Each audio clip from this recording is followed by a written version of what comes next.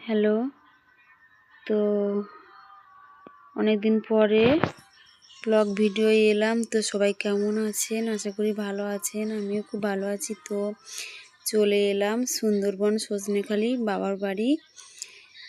তো আজ পুকুর থেকে একটা বড় গ্লাস কাপ মাছ ধরেছে তো দাদা ভাই। তো দেখুন কি সুন্দরভাবে কাটছে।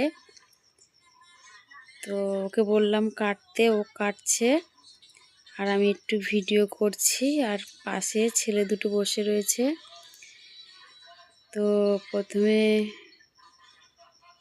মাছটা আঁশ ছাড়িয়ে নিল, তারপর মাছের কানকো কাটছে। তো দেখুন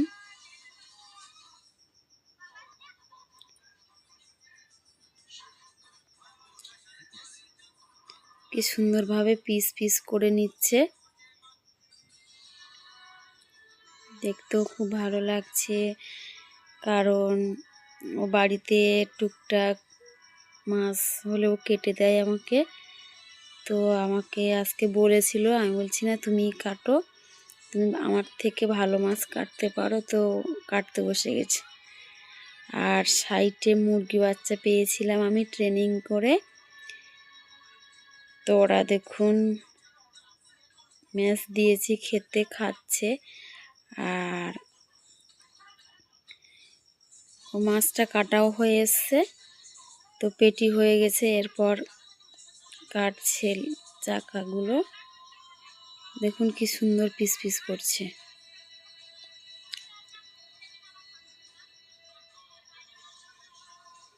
ব্যাস, এবার লেজটা কাটছে। লেজটা কাটা হয়ে এসছে।